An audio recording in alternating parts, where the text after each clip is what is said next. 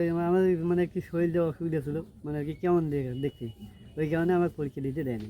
চেহারা সুন্দর নয়, কথাও বলতে পারে না ঠিকভাবে, আর তাই ছোট্টবেলা থেকেই সমাজের চোখে সে ছিল অবহেলার এক নাম। লালমনিরহাটের পাটগ্রাম উপজেলার পাঠেরডাঙ্গা গ্রামের সেই অবহেলিত ছেলেটির নাম সেলিম হোসেন। প্রাথমিক বিদ্যালয়ে পড়তে গিয়েও টিকতে পারেনি। একদিন শিক্ষকই তাকে বলে দিয়েছিল, তুমি স্কুলে উপযুক্ত নও। কিন্তু সেলিম হার মানেনি। পরে অন্য একটি কেজি স্কুলে ভর্তি হয়ে পঞ্চম শ্রেণী পাশ করেন সেলিম। পরীক্ষা দিতে দেয়নি কেন, আমার মানে কি শরীরটা অসুবিধা ছিল, মানে আর কি কেমন দেখতে, ওই কারণে আমার পরীক্ষা দিতে দেয়নি। বলে আপনি পরীক্ষা দিয়ে কী লিখবেন, ওই কারণে আমি পরীক্ষা পরে আর আমি কেজি স্কুলে ভর্তি হয়ে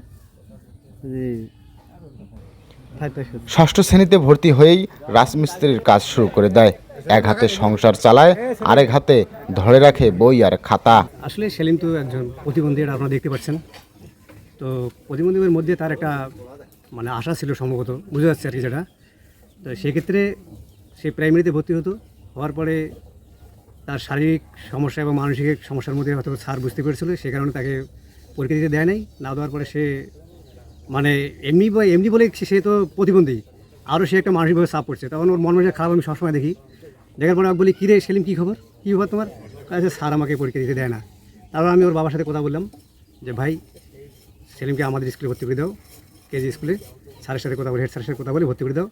তা যাই হোক ভাই, সেই ক্ষেত্রে কাজ করছে, তার ছেলেকে আমাদের স্কুলে ভর্তি করে দিয়েছে। দেওয়ার পরে সে 5 পাস করলো। করার পরে সে ভাড়া দেওয়া জনতা উচ্চ বিদ্যালয়ে ষষ্ঠ শ্রেণীতে ভর্তি হওয়ার পরে কিন্তু সে মোটামুটি স্কুল যাতায়াত করতো। করার পরে যখন সেখান থেকে অষ্টম শ্রেণী পাস করার পরে 9-এ ভর্তি হলো ভোকেশনালে, পাটগ্রাম পৌর টেকনিক্যাল অ্যান্ড বিএম কলেজে। হওয়ার পরে সে এখন পারিবারিক সমস্যার কারণে, সে যদিও প্রতিবন্ধী, তার মনে একটা অনেক শক্তিশালী আমরা যেটা দেখতে পাচ্ছি আর কি। সে লেখাপড়ার ফাঁকে ফাঁকে কাজও করতো, দিনের মধ্যে কাজ করতো, রাত্রি মজুরি বসতো এবং আমার সাথে অনেক সহযোগিতা সে নিত। চেহারার কারণে চারপাশের মানুষ হাসে, কটু কথা ছড়ে, কিন্তু সেলিম শুনেও না শোনার ভান করে এগিয়ে যায় নিজের গতিতে। আজ সেই সেলিম সবাইকে চমকে দিয়ে পাশ করেছে এসএসসি পরীক্ষায়। ছেলে পাস করার পরে তো আমাকে ভালোই লাগতেছে। এখন যেহেতু ছেলে প্রতিবন্ধী, এখন তো মনে করেন যে এ মাঝে মাঝে কাজ করতো, লেখাপড়া করতো। এখন পরীক্ষার আগের দিনেও মনে করেন যে সে কাজ করতো, কাজ করিয়ে আসিয়া মনে করেন যে পরের দিন পরীক্ষা দিত। এখন তো মনে করেন যে এইভাবে যা হোক আল্লাহ রহমত যেভাবে হয়েছে মনে করেন পাস করেছি, রেজাল্ট যা করছে মোটামুটি ভালোই হয়েছে। আমাকে তো এখন রেজাল্ট ভালো হওয়ার পরে এখন তো আমাকে ভালোই লাগে।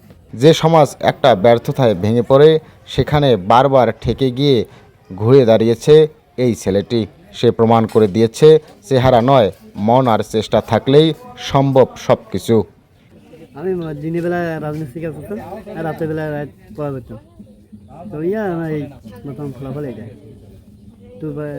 3.7। প্রতিবন্ধকতা সেলিমের শরীরে ছিল, মনে নয়। সমাজ তাকে থামাতে চেয়েছে, কিন্তু সেলিম ছুটেছে নিজের স্বপ্নের পিছনে।